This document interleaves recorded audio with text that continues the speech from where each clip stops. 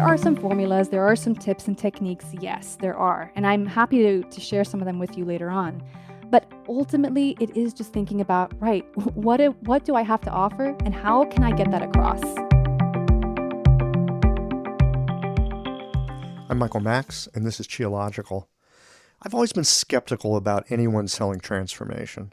Transformation is nothing to be trifled with, and anyone offering it as a product, it makes me nervous because transformation, in my experience, means that things come apart. Not in the reasoned inquiry of a dissectionist's scalpel, but more like the descent into what feels like turmoil and chaos. Transformation means that you don't just get your bones shaken, your bones themselves are likely to melt away. So when I hear people talking about how this season, or perhaps seasons, of COVID-19 is a transformation and the planet is breathing easy, I take little solace because while the planet probably is doing better, it's not so great for us human beings right now. This could indeed be some sort of a great awakening. I have hopes that the children of this time will tell their grandchildren of another time about how the world changed and it was for the better. But here's what I know about human beings. We go kicking and screaming into change. We are way more likely to look for external enemies to blame than turn the uncomfortable inquiry of responsibility onto ourselves. It's not that we are incapable. We have the capacity, but often enough, we need to have the rug pulled out from under us before we're willing to open our eyes, see what the situation really is, and make some changes. It's curious to me. I'm sleeping better since closing my clinic. Sleep until I wake and completely through the night. I don't know why. Maybe because there's less on my mind or that I'm doing less in the day. It's kind of like there's a double blessing unfolding here. The first is that I've got less that I have to do in the daytime. The second is there's the possibility I might not be here in a matter of weeks. I far more often consider mortality in this moment, not in some fuzzy, easy-to-ignore future. I hold closer that these could be the last days of my life. What's important? How to spend the time I have in a way that feels connective and enlivening. The cheery assertions that we're going to get through this together, it doesn't sit right with me. Plenty of us are not going to get through it. More will get through it, but not without some loss. And the sense of grief and disorientation that has enveloped our lives, it's not to be dismissed lightly. I'm not a pessimist, but I know that transformation on a personal level is difficult enough. Ask an entire society to go through that process? Well, that's when I start to get worried. And then there's this thing about staying present and unembellished with the situation as it's actually unfolding. To allow the unraveling without some kind of quid pro quo agreement with the universe that if I behave right, it's all going to go well. There's no promises in the liminal zone, and that is part of its transformative power. A friend of mine in Taiwan likes to say, it's hard to tell the difference between things falling apart and falling together. And I found this to be so, and it leads me to the question, how do you define the line between breakdown and breakthrough? One of the best ways to attract new patients to your website and keep them there long enough to decide that you might be the person who can help them solve their problems is to have a well-done website with compelling writing. Good copywriting, along with some very basic SEO, makes it easy to find you in a Google search. But more important than getting onto the first page of Google is having content on your website that is both informative and connective. Now, with all the slowdowns and shutdowns in the time of COVID-19, it's a good time to go to work on your website. And this conversation on copywriting that we're about to get into will give you an unfair advantage over the competition if you apply some simple and yet effective principles. These conversations come to you through the generous support of our sponsors and members. Blue Poppy, your new one-stop shop, has speedy shipping options on everything that you need for your clinic. It's Women's Health Month at Mayway Herbs. Check out their new website for learning resources on helping women with herbal medicine. Are you a creature of habit? How about making a change that helps your patients and the planet with AccuFast needles? And later in the show, raising your fees doesn't have to be a difficult process. Jane has helpful suggestions on making it easy and effective. And finally, have you considered that having a thriving, profitable practice is one of the most healing things that you can do? Julie Bear-Don't-Walk has, and she can help you do something about it too. Do be sure to visit the sponsors page on the Qiological website to take advantage of all the special offers our terrific sponsors have for listeners of the podcast. Picture this. Your clinic is buzzing with patients, and then you realize that you're down to your last box of needles. No need for panic, because Blue Poppy, your one-stop shop for all your acupuncture needs, they ship orders received before 3 p.m. on the same day. With a quick visit to Blue Poppy's website, you can order premium needles, herbal formulas, and that special Dr. Bob's oil that your patients love. Blue Poppy understands practitioners can't keep patients waiting. That's why they strive to get you what you need when you need it. From high-quality Chinese herbs and formulations to acupuncture supplies and clinical essentials, Blue Poppy has served practitioners for nearly 40 years with products that meet the highest of standards. Discover everything Blue Poppy has to offer by visiting www.bluepoppy.com, and don't forget to subscribe to their mailing list for exclusive offers and more. Hi folks, I'm Yvonne Lyle, president of Mayway Herbs. May is Women's Health Month, and as a women-owned and women-run business, we especially love how Chinese medicine can support wellness through every stage of a woman's life. So in this month's newsletter and podcast, we're covering topics like PMS, pregnancy, menopause, and osteoporosis. We'll share expert insights and effective treatment strategies you can put to good use in your clinic. Our Plumflower brand line includes herbal tea pills, tablets, extract granules, and organic herbs, all of which you can find on Mayway.com, and where you can also find articles, videos, and other resources to support your practice. Since 1969, Mayway has been a trusted source for high-quality herbal products. In these challenging times, please know that we remain committed to keeping our products accessible and affordable so you can take care of yourself and your patients. As always, thank you for supporting Real Chinese Medicine. Daily habits and routines feel comforting, familiar, easy, automatic. That's the power of repetition. You've worked out the kinks and can do it with your eyes closed. But what if you shook things up? What if you ditched the old routine and tried something new? Hi, I'm John Sten. I've practiced acupuncture for over 30 years, and together with my wife Kelly, we created the world's first eco-friendly acupuncture needle. The AcuFast earth-friendly needle system cuts your packaging waste by 60 to 90%, depending upon your needle type, speeds up your needling, gives you more control, and best of all, while you're healing patients, we plant a tree for every 2 boxes your clinic uses. Thousands of acupuncturists have already made the switch. In just the last year, they've helped plant over 16,000 trees. Since we started, that number has grown to over 50,000. So break the routine. Be the change. Visit acufastneedles.com. Your patients and the planet will thank you. Y'all probably already know that I'm partial to tech, and I think having a website that stands out is one of the best ways to draw people into your practice. Get ready to take some notes, because there are some great ideas here that will help you to better understand some wordsmithing principles that will have people commenting on how your website convince them to pick up the phone and give you a call.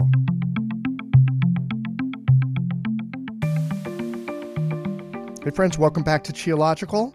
Today my guest is Iselin Svalastog. Iselin is a copywriter. She's interested a bit in Chinese medicine. Actually, she's interested in a bunch of things, but mostly she's kind of a web person. More importantly, she knows language. She's a copywriter. And I just want to say one little thing before we jump into it. She had this amazing way of reaching out to me a while ago. I'm sure you've all gotten spam from people saying, I can help you with this or that. I got an email from her that was just, it was very kind, very, inviting. And she says, look, I do this work. I happen to notice your website. There's a couple little suggestions. If you'd like to check them out, there's a little video here. And she introduced herself and showed me what she could do. Her advice was really good. It was super spot on. And I loved her approach. And so y'all know that I love to talk to people who are into the first principles of doing something that they do really well. And when it comes to marketing and communications, Iselin, I really think has some wonderful stuff dialed in. And so I am so delighted to have you here today. Welcome to Geological. Hi, thank you so much for having me. I'm so excited. Great. It's always fun to talk about the stuff that lights us up, isn't it? Oh yeah, no, it definitely is. Great. So I just gave a little background on how you connected with me in a super not spammy and super helpful way. I mean, very, very unusual. How did you get into the kind of business that you're in the first place? What drew you into what you do? Oh gosh, well, you know what? I always find it kind of tricky to be honest with you answering this question properly because I never set out to become a copywriter. That's good. If I never set out to become an acupuncturist. Yeah, no. I mean, I'm going to be completely transparent. I Yeah. don't have a background in marketing communication. So when I went to college, I actually studied psychology and neuroscience. And I later on went to become a teacher. So I actually taught second grade for a little spell outside of London in the UK. And copywriting was, I like to think of it as the result of, believe it or not, and this might sound a little bit cheesy, but Mm. it was the result of making love and a long distance relationship work. Um, Oh man. No, it, that I don't think that's cheesy. That really, because when you're in love and you're doing something long distance and it's through words, I mean, you have to have your heart in it. I mean, yeah, you're absolutely right. I was in a long distance relationship for a good 3 years, and at the time, I was living in the UK. I was teaching. And so my partner, he was based in Wisconsin, and we had met, gosh, of all places in Norway. I'm actually half Norwegian, half American. And so I've grown up most of my life in Northern Europe. And he was an exchange student, and we met and, got together. But of course, at one point, he had to move back. Hmm. But ever since then, we kept in touch and we did the long distance thing. But if anyone's listening to this and they've ever experienced that before doing long distance, it's not sustainable in the long run. And so it came to a point when one of us, we thought, okay, one of us is going to have to move for the other in order to give this a proper shot. Hmm. And so I was teaching and I thought, oh, okay, it'll be fine. I can move over there and continue teaching. Maybe I can sub for a little while. I didn't think that much about it. I just thought it'd be pretty straightforward. I was a US citizen, so I thought it'd be a lot easier for me to go over there than it would have been for him to move to Europe. But once I got here, it wasn't quite as straightforward as I thought it would be. And living in the US, got to have a car to get yourself around. And I we know. were, we were, we're living in a fairly small town in a rural area. So having a car and driving around wasn't feasible. And I had gotten my license reevaluated by the state board, and they told me that, look, you're going to have to take a couple of extra classes in order to apply for your state license. And I thought, okay, well, that's going to be a little bit complicated because I haven't got a car. There's no community college nearby. Hmm. And so the logistics were just, at the time, it just wasn't as easy as I thought. Wasn't in the cards, was it? No, I guess you can say it wasn't in the cards. So often these kinds of things will happen. We'll look at something and we'll go, oh, this looks like an open path. I'll just do that. How difficult could that be? And then you find out what's actually Hmm. involved. And then another door opens up. Absolutely. Yeah. And that's pretty much how I found out about copywriting. I remember feeling pretty discouraged and conflicted, thinking, "Oh my goodness, what have I done? I felt like I compromised my career. Hmm. I was far away from my friends and family, and I just thought, okay, what do I do? But I don't believe allowing yourself being in the victim mode here. And so I thought, right, you're going to have to take matters into your hands and take charge and take ownership of your life and your career. So take back what you want. And that's when I thought, right, what if I could work from home? Could I work online? And I started just researching and just seeing, right, what can I do?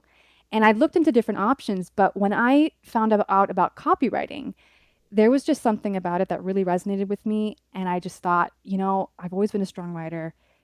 I felt like I could do this Right. and I just Yeah. wanted to give it a shot. And so enrolled in a course. I taught myself from the bottom up and I haven't looked back. And I love it. I really do. I feel like it's just been such an empowering journey. Yeah, it's fantastic. I am curious, and we're going to get into some of the nitty gritty and the details because, I want people listening to our conversation today to be able to take away some of your knowledge and make their websites super awesome, right? That's the whole idea. But I just can't let this one go. I've got to know how psychology and neuroscience infuses the work that you do. Ooh, that's a really good question. It's actually helped me quite a bit. So, with psychology and especially with neuroscience, I remember taking a course called Neurolinguistic Programming. And this course is all about, it's not about what you say, it's all about how you say it Mm-hmm. and how you frame what you're trying to explain. How do you frame your sentence? And so I remember learning a lot about how try your best to avoid using negative words, try to keep it positive. And that really stuck with me, especially when it came to copywriting. I've also learned, I don't want to say tricks and tips per se, but I learned a lot about how to frame writing in a way that sounds persuasive because copywriting is in large part persuasive writing in many Mm-hmm. ways. Well, it's kind of like dating, Oh, yeah. right? I mean, dating is a very persuasive activity. hmm Yeah. Yeah, for sure. And I think it also it helped me to slip into the minds of the prospective audience and what are they going to want? What are they looking for? And most importantly, it's about thinking, okay, how am I going to help to solve their problem? So what do they like?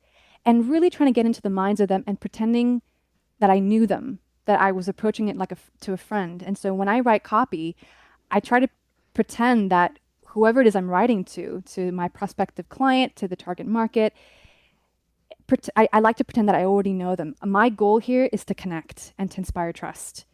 And I think that, when I was first learning about copywriting, there was a small part of me that felt a little bit uneasy because I thought, oh, I used to think marketing, I used to associate that with, being a dirty word because I thought, Mm-hmm. oh, it's all about using manipulative tactics and playing on the emotions. And I didn't like that. But when I really got to learn about effective copywriting, it's nothing like that. And it really shouldn't be. And if it is, then you're not doing your industry justice at all. It's Yeah. nothing Well, and about you're that. not doing your customer justice as well. And I think you touch on something really vital here. A lot of us really resonate with that. We've had experiences where people have used language in manipulative ways because they're looking not to help us, but to get something from us. hmm And we've all been on that targeted end of that conversation. And you know it when you feel it. And I don't think anyone likes it. Does it work? It can work. I mean, we all know that fear is a strong motivator, and you can use that for good. You can use it for evil, but you really can use it for good. Definitely. And that actually makes me think of a theory. And this was promoted by a marketer. Her name is Bernadette Jiva. And I hope I'm pronouncing her last name correctly. But she compares two different forms of marketing. And she calls it old marketing versus new marketing. And so going back to your point, Michael, about how with marketing, a lot of it sometimes it can play on the emotions using scarcity and fear, Hmm. and how a lot of us might think, well, that's far more prevalent. But her point, Bernadette's point, she was saying that at the end of the day, you want your marketing to be rooted in old marketing. And I'm going to explain what that is right now. So if you think about going to your local health food shop, and let's say you know the owner fairly well and you've got a good relationship, and you're looking for a product, and let's pretend that she doesn't have that in stock, but she goes out of her way to find that product and also price it affordably so that you can have it and you leave the store having a good experience. So it's based on forming a community. Old marketing is based on inspiring trust, being Hmm. personable, Having and relationship, exactly having a good relationship. having genuine relationship. Absolutely. Versus the new marketing, which is what Bernadette calls it, I tend to think of it as fast food marketing Hmm. because it promises quick and cheap wins, trying to reach more people, but using the fear and scarcity tactics to have more of an impact, but it's not going to be sustainable, and it certainly does not do the prospective client any good. No, it doesn't. Well, and it occurs to me as we're having this conversation, one of the things that we hate about that kind of marketing is that it's playing on the emotions. But I think the truth of the matter is, any marketing to be effective, to get the message across, we have to touch the emotions. People are emotionally involved in their own life. Human beings make decisions emotionally first, and then later we make a rationale for the emotional decision that we made. So the idea of doing marketing that doesn't play on the emotions, that's just called ineffective. Yes. We will play on the emotions. The question is, in what way are you doing it? And it's like, what's your intention behind it? Definitely. And I love what you said there. What is your intention behind it? And I think for an acupuncturist, and I'm thinking specifically also for when it comes to their websites, what is your intention behind your copy? What is your intention behind your mission statement here? And I think that it's just, gosh. Take your time. The stuff that we're talking about here, because it is the emotional framework in some ways, it's not always easy to put into words. No, it's really not. And I think, I think the most important thing here is, again, it's wanting to make sure that you are empowering your client or your prospective client to feel good about themselves as they're on your website. I think a lot of websites, when I've looked at quite a few websites that are by acupuncturists, and I think the information's out there. There's really good, compelling information.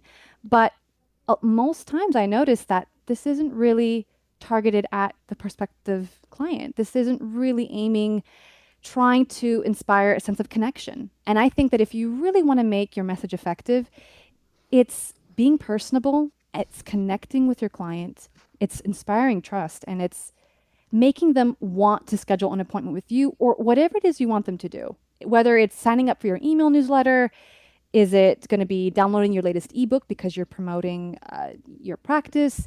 Is it going to be just plain and simple scheduling an appointment with you? In order for them to do that, I truly believe that they need to have that emotion of, yes, I want to meet this practitioner. I want to work with them. Mm-hmm. And it's feeling inspired to do so. So what makes acupuncture website copywriting compelling? I look at a lot of sites too from time to time. I mean, when I was first starting my practice here in St. Louis, almost 11 years ago now, one of the things I did is I went and looked at everybody else's website in my area to kind of see how they were talking about their practice, how they were, first of all, was their website up to date or not? Some people had stuff that looked like 1998. It's like, oh, okay, I can ignore these people for the time being. And, I tried to put myself in the role of, I'm a person who doesn't know about acupuncture, and am I finding what I need on this website? And a lot of sites I didn't.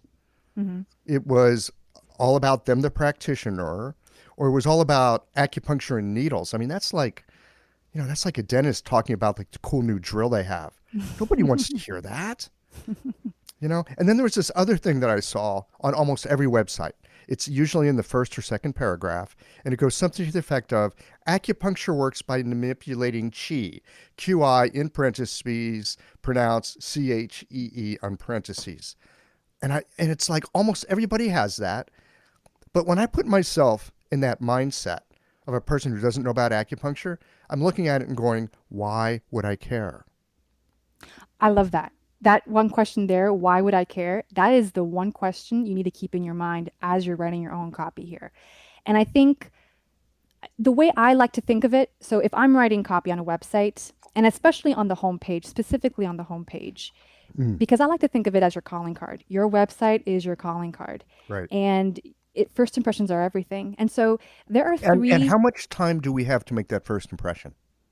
Not long. It's within 3 to 5 seconds, really. It's really fast, and I think, and that's what we call bouncing back. So if someone's landing on your website and they're just, just even from the aesthetics, from the design to even the length of the sentences to the size of the text, those things may not seem very relevant, but they do subconsciously have an effect.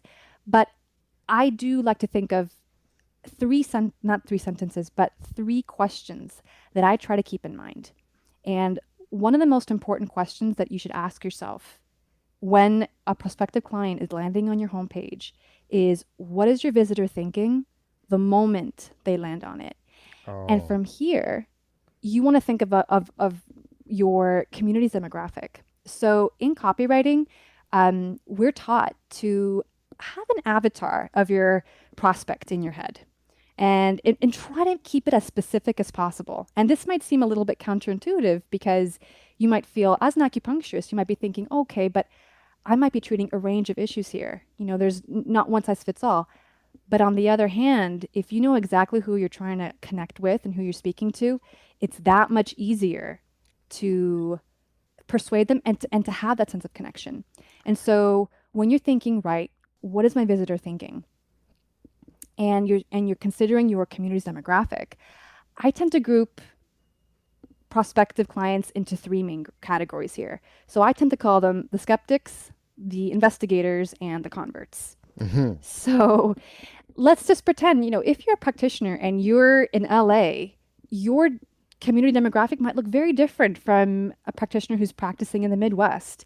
Because, if you're in LA, I like to think that acupuncture is much more in the mainstream. A lot of people are more exposed to it. They have more familiarity with it. And also, their comfort zone is a lot higher. I'm not saying that it necessarily is, but generally speaking, it might be a lot higher than, say, someone who's living in the Midwest and doesn't really know that much about acupuncture. And their comfort zone might be a little bit lower. You're going to have a lot more skeptics in the Midwest. Absolutely, a lot more skeptics. Which is why on my website, I think in the first 3 paragraphs or something, I addressed the skepticism issue. Yes. And it's so important to, in a way, try to assume that the person who's visiting is going to be a bit of a skeptic. This is going to be someone who maybe they didn't have a great experience with acupuncture in the past. Maybe they've never had an experience. Right. They might be afraid of needles, or they had that misconception that it might be uncomfortable or painful, and so they're just turned off by it. It's so important then to get them to feel comfortable and to meet them where they're at and to let them know that, hey, I see you. You're in the right place and it's safe to read on. You're in the right hands here. This episode is brought to you by Jane, the clinic management software that honestly just makes running a practice easier. Let's dive into something that's never easy, but sometimes necessary: raising your fees. It can feel awkward, right? But here's a tip that can really help. Consider offering flexibility to your patients as you introduce the change. When patients face new fees, it's natural for them to feel uncertain or concerned. That's where flexibility can really make a difference. Offering options like a phased increase, suggesting a payment plan, or even taking a moment to talk things through can help to ease the transition. These thoughtful gestures show your patients that you're listening and care about them, which strengthens the trust you've worked so hard to build. If you're looking for more ideas on how to navigate these kinds of changes, head to frontdesk.jane.app and check out the article, How to Tell Clients You're Raising Your Fees. One last thing, if you're ready to give Jane a try, you can use the code CHEOLOGICAL for a 1-month grace period on your new Jane account. Yeah, that's what I've attempted to do. I ask right out, are you skeptical? Well, you should be. We didn't grow up with this stuff.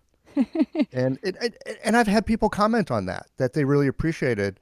They saw my website and it's like, wow, I appreciate that you weren't trying to talk me into something, that you understood where I was coming from.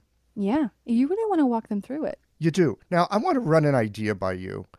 I can really cotton to what you're saying about you want to write to the person who is landing on your webpage.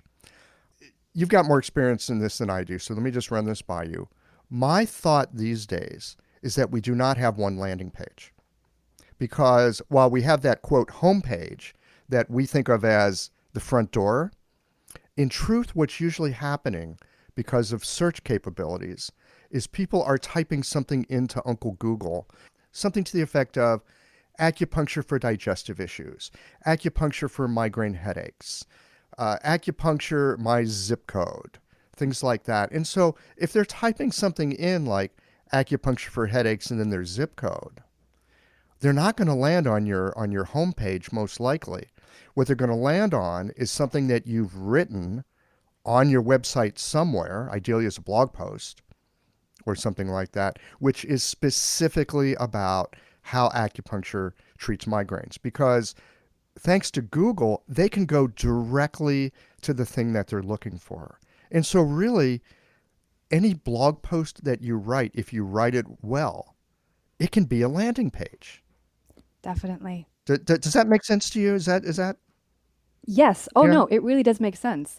And writing your blogs and your articles, you're still marketing, you're promoting yourself, and it's a great it's a great strategy to have. If you're someone you're interested in writing blog posts on acupuncture or Chinese medicine in general, and you're able to really convey and showcase your expertise, it's gonna make quite a difference when it comes to someone else who's trying to find the answer to their question, and they happen to land on your blog post and they see, ooh, hey, this is someone who really knows their stuff, and it really gives you even more credibility. Mm-hmm. But I agree with you about having more than one landing page. Now, not that your homepage is your homepage, but there is more than one landing page on your website. I agree with you about that. Yeah. So what goes in to good copy?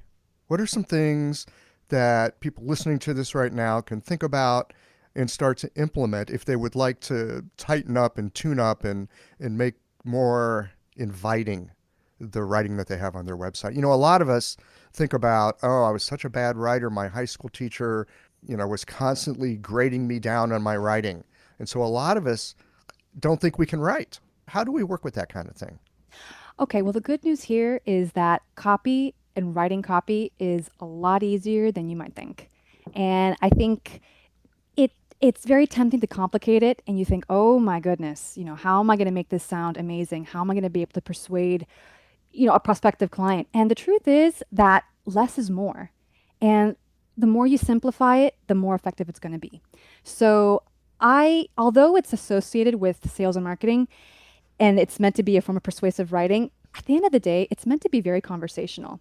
And copy mimics the way we speak, right? So as you mentioned with your high school English teacher, and we're conditioned to never start a sentence with and, but, or. Use however, nevertheless, and try to write in complete sentences. But when you're writing copy, it's okay to break the rules. So it's totally fine to start a sentence with and. You can use but. You might want to have an incomplete sentence if you want to have a punchier sentence with more oomph and more impact. Ooh, an incomplete sentence actually has more oomph? You can do that if you want to. When it's appropriate, it's okay. And I think you can drop conventional spelling and grammar rules if need be.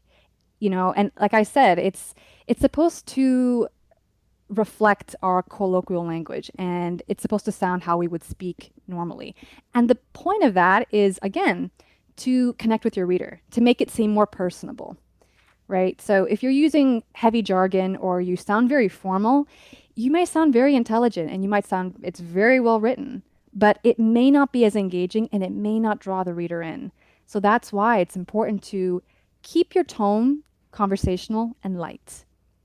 That makes so much sense. I know on occasion I've come across websites and I'll get maybe 3 sentences in, and all I can think of is, this is so dense and I feel so stupid because I've got no idea what they're talking about, but they sure sound like they know what they're talking about. But it's impenetrable. Yes. And it's harder then. It makes you feel a little bit like, well, sure, this is really well written, but what's in it for me? Because that's another essential component of copywriting is it's all about your target market. It never is about you.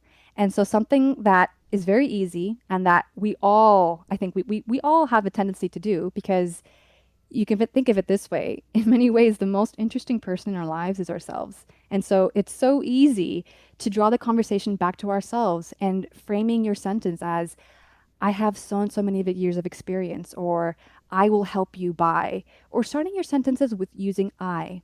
But rather than using I, try to use you. Try to redirect it back to your reader. Always keep them in mind. And so think about, you will feel amazing once you receive this certain treatment. Or imagine if you walked out of the office feeling empowered and energized. It's always redirecting it. And I think another key thing to copy is to be as clear as possible. Write what you mean. Clarity always trumps cleverness in my book. So in order to make sure to know that you're writing in a clear way and that you're also writing to your reader and you're not writing about yourself, is to think of it this way. So I have a sentence with blanks that I tend to think about to remind myself, and it looks a little bit like this. So you'll have, my reader is blank who wants to blank. They come on this page expecting blank. I want them to blank so that they take action. So if I complete those sentences, and I might say something like, my reader is a young woman who is trying to conceive, who wants to conceive. She comes on this page expecting to find the answer to her problem and to find a good practitioner. And so I want her to read through my homepage and feel like she can trust me so that she can click on the schedule an appointment with me now button, and that way she'll take action, right? So again, if I can try to fill in those blanks and just always keep in mind, what's going to be in it for the reader? What do they want? What do they come on my homepage or any page on my website? What are they expecting? And what do I want them to do in the end so that they take action? That call to action is so important. Absolutely. Yeah, you got to have something. You want them to do something at the end. Call for an appointment, write for more information, sign up for my mailing list, download my guide to XYZ. Yeah, you want them to do something. Absolutely. And that is what distinguishes copywriting from regular content writing. Because even in a blog and article, it might come across as, normal content writing here, but you'll know it's a form of copy when you see that call to action. Because copy, at the end of the day, has an agenda and it has a purpose. And something that I tend to notice, and by looking on websites, is they might have a very informative homepage or services section, but there is no call to action. There is no clear request telling them, right, okay, this is what I want you to do next. Because we do need that. It's easy to forget, but it is essential. There's also something that I read about recently, actually, and it was on a website called Copy Hackers. And this is the go-to website for copywriters just to get some ideas and get some inspiration. It's a great website. Oh, have you visited before? It's been some years. At this point, my website is just kind of up and running. But when I first got here, I was writing like a banshee. I was putting out like 2 blog posts a week for a good 6 months because I wanted to have exactly what you'd been talking about. I wanted that specific content for a specific person. Sometimes it was for men, sometimes it was for women, sometimes it was for couples, whatever. I wanted that specific content. And so I'd write about a, very targeted thing. And because I was so focused on the whole writing process, I was doing my own study of writing well. I looked at Seth Godin's stuff. I looked at Copy Hackers. And Copy Hackers is a super fun resource because they're fun. They're smart and they're fun. The stuff is doable. It's actionable. And they're really generous with a ton of free content. Oh, absolutely. And it's a great way to learn more. I mean, I still go on Copy Hackers regularly just to, freshen some things up and make sure that I'm doing it correctly, because I think we're always learning. No matter how much experience we have, we're always students here. So there was an article that I read called "The Call to Action versus a Call to Value," and it's a little bit different. So a call to value it's similar, but essentially it highlights the value of moving forward. So a call to action would be highlighting the action of moving forward. So, for example, if you're on another website and you're going online shopping and you see that button, order now or purchase now, there's your call to action. So it wants you to just purchase that item right now.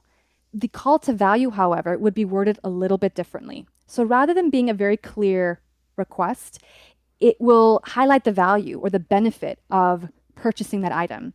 So if you want, for example, if you're an acupuncturist and you want your prospective client to schedule an appointment, rather than saying schedule an appointment today, you can say ready to feel more energized, schedule an appointment. So it's, again, by saying ready to feel energized or take back control of your health, there's your value, there's your benefit. Yeah, reduce your headaches now.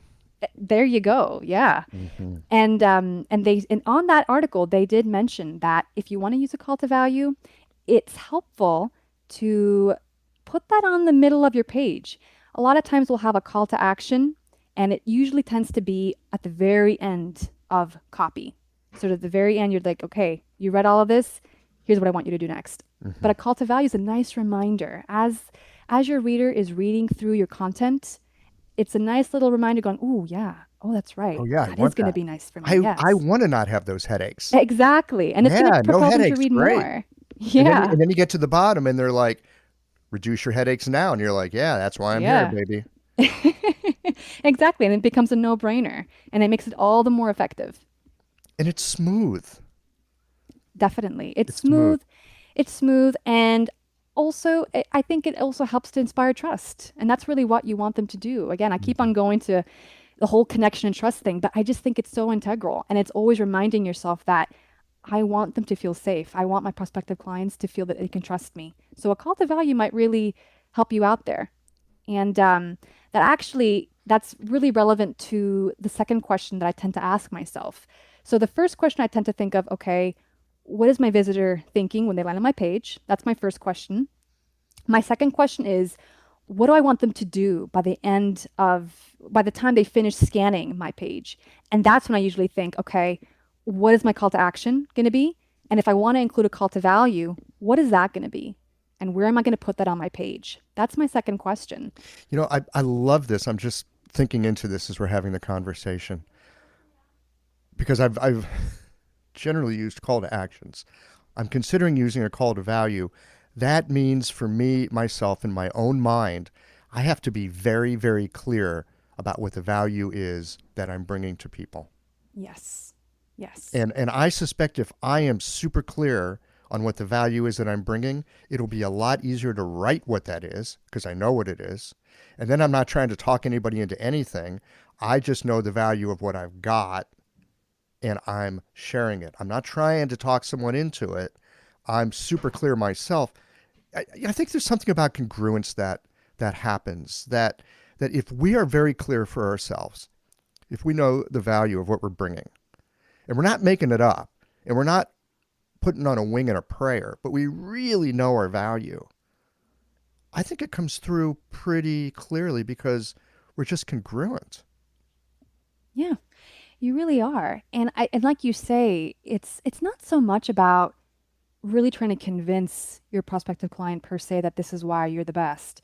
You know, it really is about communicating and not being afraid to own your value, not to shy away from that. That's something that I've had a lot of appointments with acupuncturists before. And 9 times out of 10, I have a really wonderful experience. And I remember I had one experience with a wonderful acupuncturist, very talented. I got the impression, though, that she almost felt a little bit shy about promoting herself or owning what she was worth. So I remember there came a point when payment happened, I had to pay her. And I had brought my card assuming that she would take card. I had a little bit of cash, but not enough. And it turns out she only accepted cash. And ooh, that's a big constraint. well, it turns out I didn't have quite enough. And so I remember, and she said, oh, you know what? That's absolutely fine. Don't worry about it. When you get back, just pay me online. But rather than charging the original price, she gave me a discount instead. And I just remember thinking that wasn't necessary because just that action of doing that, she's not you're not really owning your value, because money is an exchange of service. And I just remember feeling, oh, you know what, you don't have to do that. It's not, please don't, because what you're doing is so valuable. And I'm investing in my health. I'm investing in you, Right. I want you to know? pay you.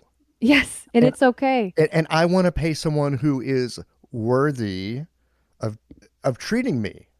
Absolutely. You're not looking for the bottom dollar. No, you're really not.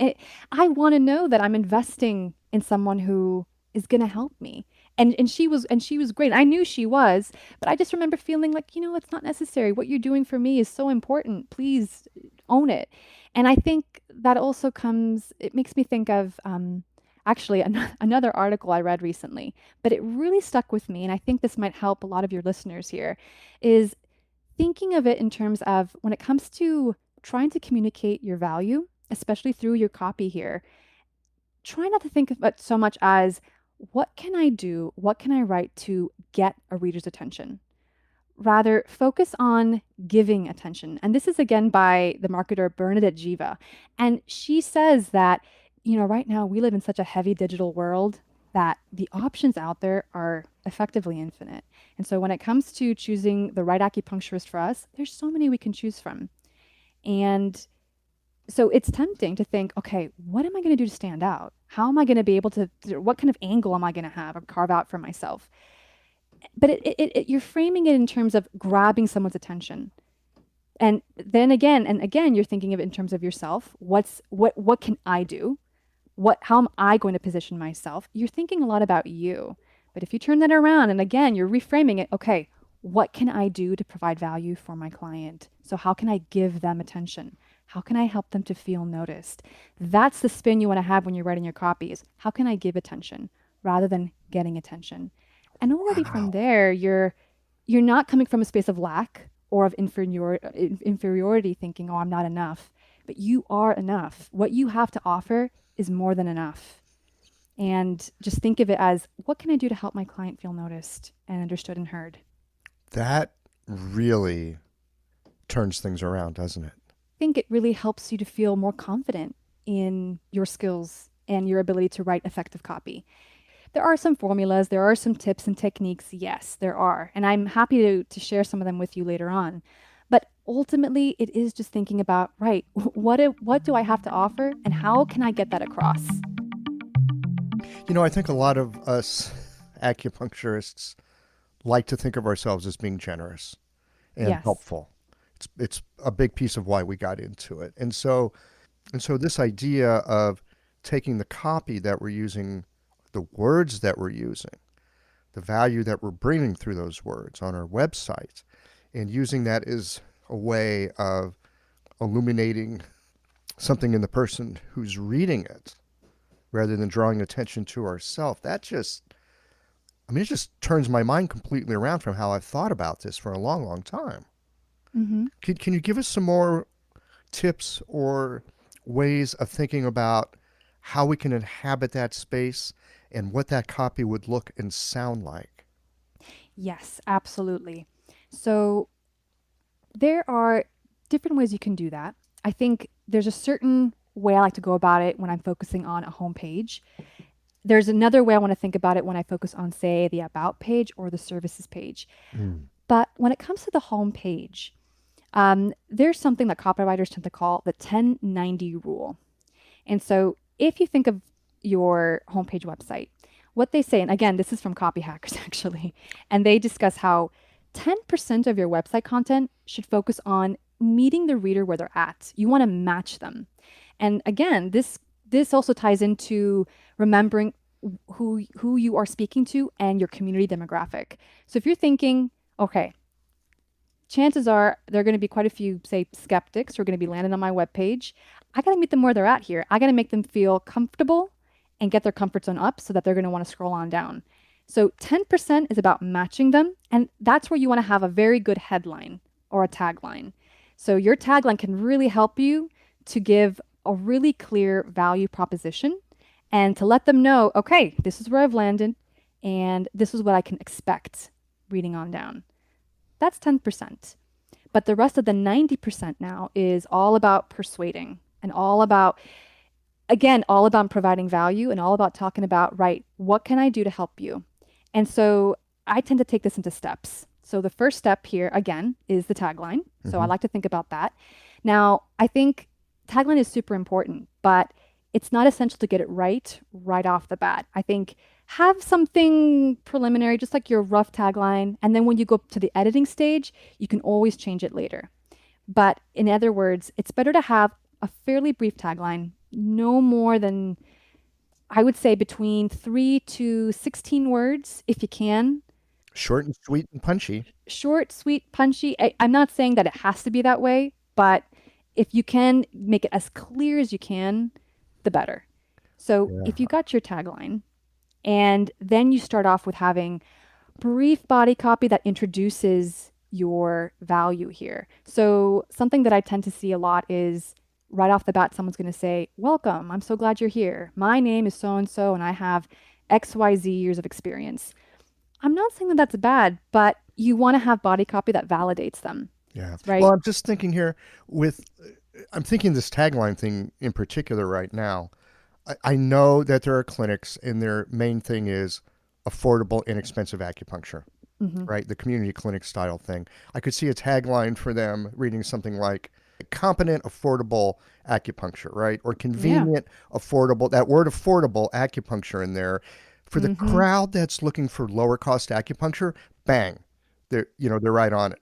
But if you're looking for someone for help with fertility, or maybe you've got some kind of an autoimmune disease, or you've got a thyroid issue, and you specialize in that stuff, then your tagline would be something about natural methods to treat thyroid conditions, Yes, right? And it's that's like, really good. bang, snap to grid. There it is.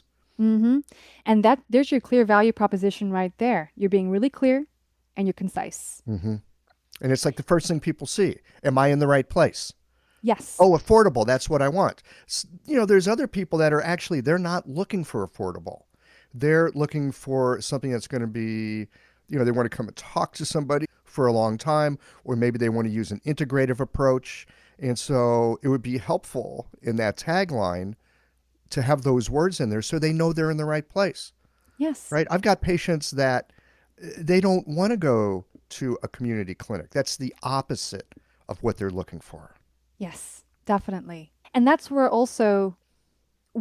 it's so important then to get as specific as possible. Hmm. Because if you know who you're talking to and you know that if you run a community clinic and you want the person who, let's say you're focusing on affordability, you know that whoever you're speaking to is going to be concerned about that. They're going to be looking for the best rates possible. So that is something that you want to amplify.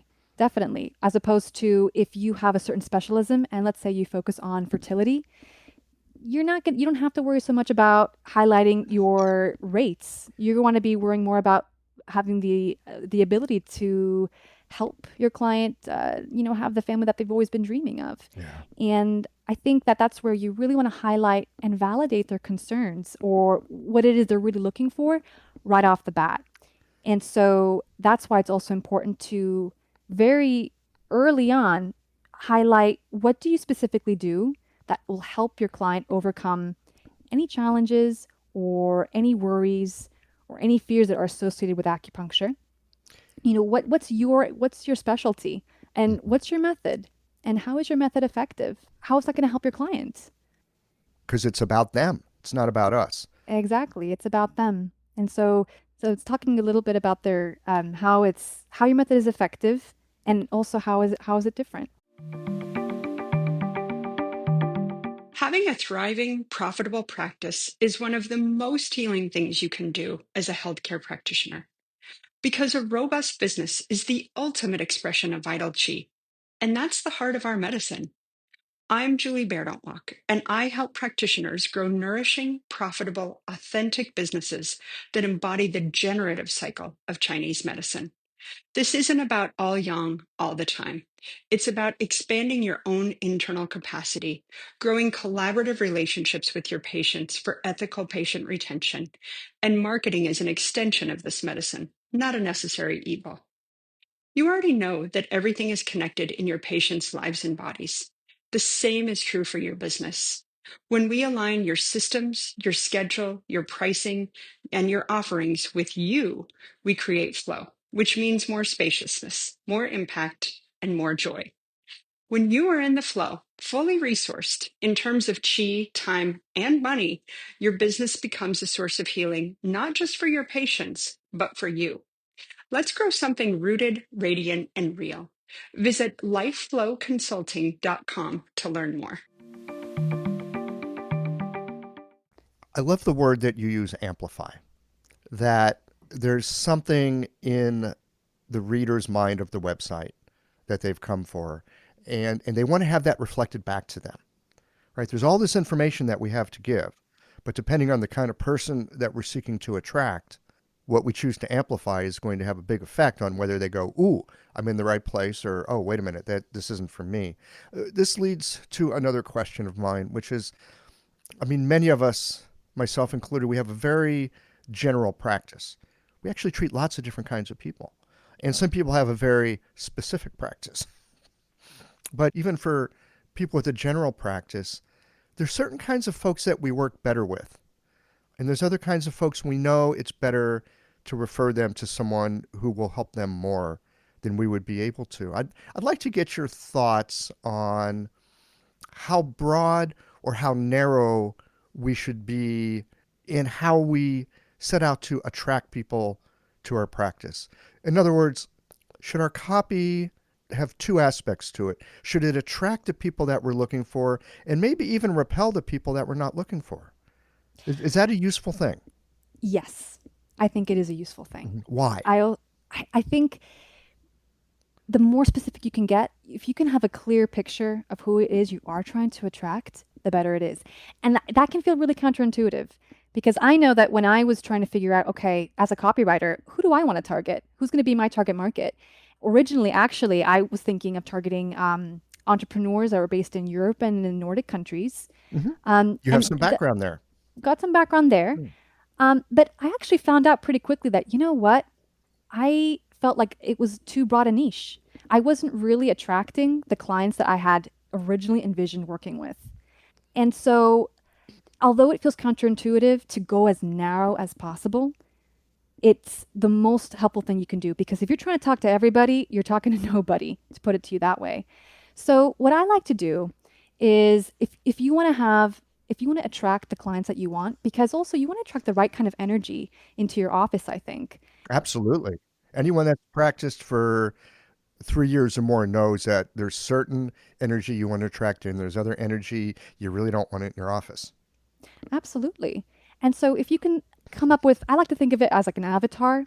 And if you think of, okay, right, what's going to be their gender more times than not? So if you specialize in fertility, maybe you might be thinking, okay, I might be wanting to have more women coming to my clinic. Not always, but maybe as a general rule. Or think about their age. Is this going to be someone who's between, late 20s to early 40s? Where's their location going to be? Is this going to be in a city? Am I located in a rural area? Think about their lifestyle and their habits. Think about their challenges. And also think about their limiting beliefs about themselves, as well as about acupuncture in of itself. If you can think of those things, so gender, or maybe not necessarily gender, if it can help you, that I think that depends on the person, but age, location, lifestyle, habits, and limiting beliefs. Tell me more about limiting beliefs. That just sounds juicy as all get out. So when I think of limiting beliefs, I'm thinking, okay, what are their limiting beliefs about themselves, as well as of acupuncture? So when it comes to themselves, they might be thinking, oh gosh, let's just say that we're thinking of someone who might be struggling with weight problems.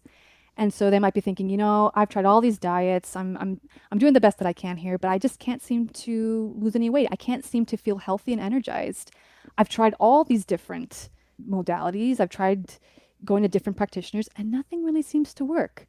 Gosh, I can't seem to make it work, can I? So a lot of low self-esteem there. Someone who's thinking, oh, you know what? I can't do this. This isn't going to work for me. And just thinking about themselves in a very negative light. And then when they think about acupuncture, they might be thinking, all right, well, I've tried everything else. May as well try acupuncture. as like the last case resort. But you don't want your specialty to be the last case resort. You want it to be the very best option. So you want their limiting belief about acupuncture to think, okay, rather than thinking, well, I've tried everything else under the sun, let me just try this now. You want them to think instead, you know what? Wow, this seems like such an amazing medicine. Let's go for this. Let me try. Let me take control of my health and really help my body to heal. That's where you want your prospective client to come from. And that's how you want to make them feel. So again, when it comes to your homepage and they're reading your body copy, they're reading about your value, they're reading about how you're going to help to solve their problem, they're reading about how you are going to help them to transform. By the time they get to that end of the homepage, I might be thinking they should hopefully be feeling empowered and inspired, thinking, you know what? Yeah, I'm going to do this. I'm going to take charge of my health here and I'm going to feel better. I'm going to heal. I think that's the ultimate goal. I hope that makes sense. Well, it does. And I'm also thinking of the flip side of it, because I will, on a not irregular basis, get calls from people saying, can you make me lose weight with acupuncture? Or do you do acupuncture smoking cessation? And my question back to them is, oh, do you want to quit smoking? Well, yes, of course I want to quit smoking. No, I mean, do you want to quit smoking, or do you want the acupuncture to make you quit smoking? And they'll be like, oh, well, yeah, I guess I want the acupuncture to make me quit smoking. And I'll take that in that phone call as an opportunity to educate a little and say, well, acupuncture is not going to make you do something that you don't want to do, right? If you really want to do it and do the work, acupuncture can help, but it's a team sport here. And what that will do is some people will say, I'm in. And thank goodness the other thing it'll do is go, oh, okay, well, never mind then, which is great, because then you don't have someone coming in who acupuncture will fail for, and then they go around and tell all their friends, oh yeah, I tried that, it didn't work. It's a really super helpful way to screen in and screen out people who are going to bring their side of the game, basically. Right? Acupuncture is a team sport. We don't make the body do something against its will.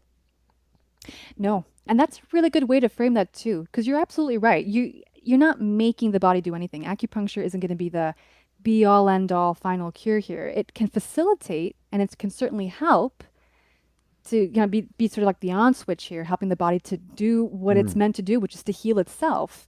But you're right. If the person you want to attract isn't going to be initially on board, then they're not necessarily going to have the best experience because they're not willing to put in the work. And you're right. It's a 50-50 thing, isn't it? Well, it is. And I've also found, and again, I work in a very more conservative market. I'm in the Midwest. A lot of people have heard of it these days, but rightly so. There's a lot of skepticism. I find that I build more trust with people when I, from the get-go, let them know, maybe this isn't going to work for you. And that's surprising to people because they're expecting me to try to sell them on it. But in many cases, if I don't think it's going to be a good fit, I try to dissuade them from it. And again, for certain folks, they're just going to hang up the phone and maybe call a different acupuncturist who will talk them into it. But there's other people that go, oh, I get it. Okay, let's do this. And they come in with a whole different set of expectations than they would have otherwise had, which I find really, really helpful. You know what? I really like your method of screening people that way too. And I think by actually surprising them, and catching them off guard by saying, you know what? I'm not sure if this is really going to be for you. Are you sure? That in itself is going to help to inspire trust. No, I think it does, because nobody likes to try to be talked into something, or maybe sometimes people do want to be talked into something because then if it fails, well, that schmuck over there talked me into it. Mm-hmm. Right. And then you're not really protecting the integrity of your profession, I think. Agreed. So tell us more about writing with integrity. Oh, I like that question. So to write with integrity, I feel like I've been talking very generally so far, and I'd like to get into more specifics in terms of how can we write with integrity here. Great. And so I think this might not seem completely relevant right off the bat, but I do think it has a hand in it. And that is to write very clearly. And so if you can write in a, I was going to say in a more of a no nonsense way, try to prioritize clarity over cleverness, and putting the most important and valuable information first. So there's something in copywriting that is called the front loading technique here. It sounds very fancy schmancy, but it's about is putting the most essential stuff you want at the beginning of a line. So there was actually this really interesting study. It was an eye tracking study, and they called it the F pattern. So if you can picture the letter F in your mind's eye, right? And they found that users scanning through a website would read in a way that mimicked the letter F. So you know how the top bar of the F, it's a little bit longer than the shorter bar. They would find that the reader would read the most information right at the very beginning. So that's going to be the top bar. And then they would scroll on. They're going to skip a little way vertically until they get to the second bar on the letter F. And they're going to read a little bit more horizontally. And then after that, they're just reading more or less vertically all the way down. They're just scanning. They're not really reading the nuts and bolts of the content you got there. So if you want to write with integrity, I think it's easy to, I tend to do this, is to get a little flowery and get a little creative and all that. I have to really be tough with myself and think, Iselin, are you writing with clarity here? And so communicating your value at the beginning of the line, right? And always, again, you're always targeting your client, always talking about them and using the word you. That's a good way to actually see if you are writing in a way that's going to help to promote trust, is using the word you. Rather than using I, use you.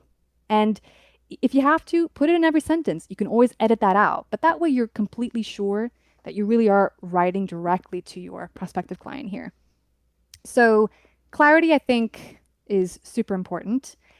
And I think that also, again, it also comes down to how you are going to be a problem solver. You know, and I think a lot of it boils down to your mindset. Because if you have the right mindset, it's going to help you write the most effective copy that you can. So rather than thinking of, okay, I'm trying to write a really effective website here or my homepage, and okay, I'm an acupuncturist, or maybe I'm a Chinese medicine, I'm an herbalist, or maybe I specialize in cupping or whatever it is.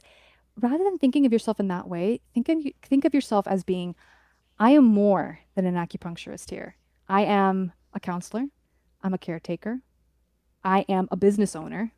I'm a problem solver. I'm going to help you to solve your problem, because ultimately that is what your prospective client cares about. They're coming onto your website and they're thinking, okay, all right, I've got this issue here. How are you going to help me? And again, although I know that you have to put in the work as well, they also need to know that, right, what do you have to offer me? Why should I care? And so if you can really aim it that way and think about, right, how can I help you to solve your problem? How can we be a team here? I think that can really help you. That makes so much sense. And I love that idea of focusing on being a problem solver and maybe leaving the techniques out of it. There's a joke I have with a number of my acupuncturist friends about how people don't care about acupuncture. Our patients don't care about acupuncture. We care about it. We think it's interesting. We think it's fun. But really, our patients don't care. They care about getting their problem solved. I mean, maybe they like saying they get acupuncture, and hopefully they enjoy the experience as well. But at the end of the day, they don't come for acupuncture. They come to get their problem taken care of. I think we really make a big mistake when we lose sight of that.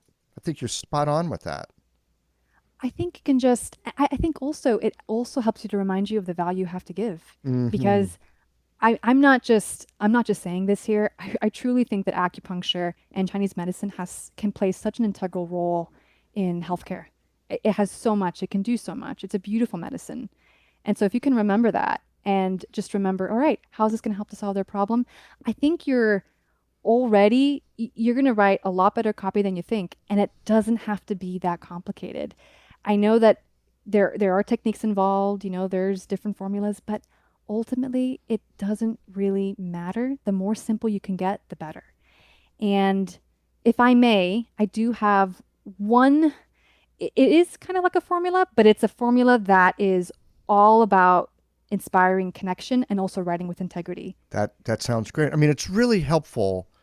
You know, you could call it a formula. I like to think of guidelines, right? There are certain Yes. basic principles. If you can like take a basic principle, and I want to hear this in just a second, but I love the idea of a basic principle. This will give you a sense of how this thing works. Once you understand how it works, you can riff on it like a jazz musician, but learn to play those scales first.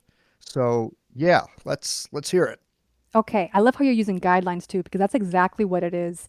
So this is coming from, again, I'm going to reference Bernadette Jiva. She's been such a great influence. So if anyone is curious about her, they can go on her website, but she's got so many good tips. But I'm going to her make sure guideline, that she's on the show notes page. okay. Yeah. She, her guideline, she has something she calls the 6 Ps. And this would be principles, purpose, people, personal, perception, and product. And those 6 Ps are something that you want to keep in mind as you're going ahead and you're cranking out some good copy here. So first one, principles. What are your principles? What are your values? What do you stand for as a practitioner? That's principles. Second one would be purpose. What is it you're trying to do? What is your purpose being an acupuncturist? What is your main goal? What's your mission? Third one is people. Who are the people you want to attract? Right? Who is it that you want to work with? Who are you trying to serve? That's people. Fourth one is personal. So how can you make your copy personal and relevant to your prospective client? The fifth one would be perception. So this ties back to any limiting beliefs about themselves or about the medicine. And the sixth one would be your product. What is it that you're trying to promote at the end of the day? Maybe you want to be promoting an ebook. Is it about getting more clients through your door? Maybe you want to focus more on content marketing. So maybe it's promoting your practice through your blogs, through email sequences, anything like that. But what's your product? What is it that you're trying to promote? And can you tie in all the other P's in order to promote your product? I think if you can keep that in mind, I think it can really help people out. It certainly has helped me out too. I write my own copy. I like to write my own copy. I enjoy writing, and it's really helpful hearing these 6 Ps.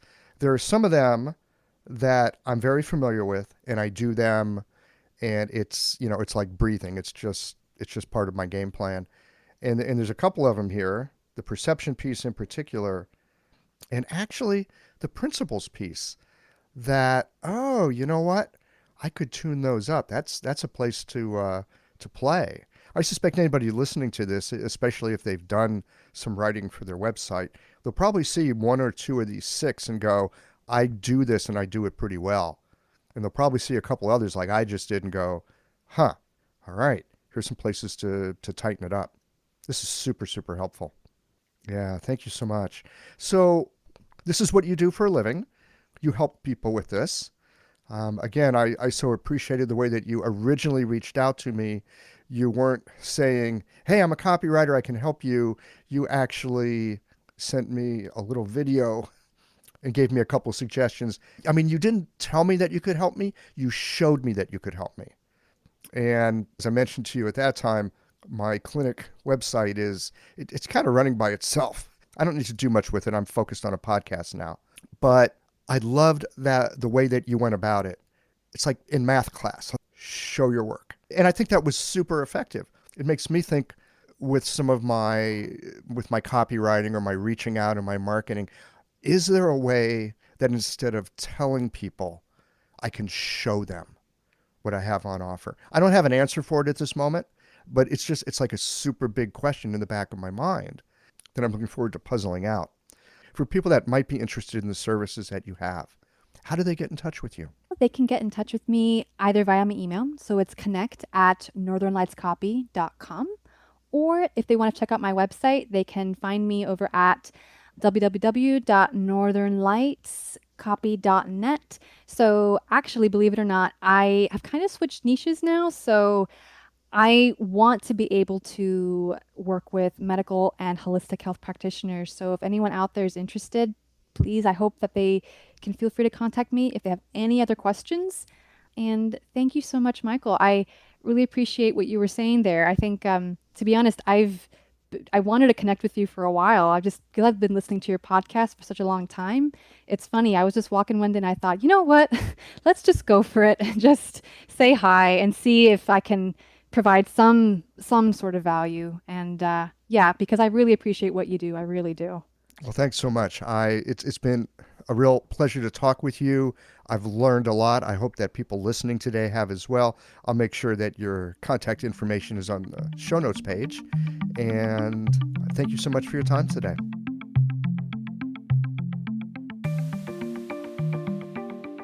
Most of us learned in high school that our writing was not up to snuff. And there's both a reverence for people who can write persuasive copy and a distrust because it can be used for manipulative purposes. But here's the thing. You do want to be persuasive on your website. You want people to pick up the phone and not say, I want more information, but rather, I want an appointment. Effective copy on your website will do that for you. We all have the ability and the need to persuade and use that power for good. As to writing, it's a learnable skill, or you can get some professional help. The important thing is that your website should sound like you. You, with all your brilliant quirkiness and big heart. Unengaging corporate speak, guaranteed not to offend typewriting, will have people clicking away from your website faster than you slamming down the phone when a telemarketer calls and says, "Can I speak to the owner of the business?" The key thing is to get your authentic voice onto your website. Write it yourself, have it ghostwritten, or have an editor help you. The method doesn't matter. What matters is that you do it. All right. I know that was a bit of a soapbox rant. I'm really keen on all of us having success and feeling like that success is coming from a place of authenticity. Putting your voice on your website is a big step in that direction. Well, here we are at the end of this episode. If you've listened up to this point, you're either a rabid fan of Cheological or the forward button on your podcast player stopped working.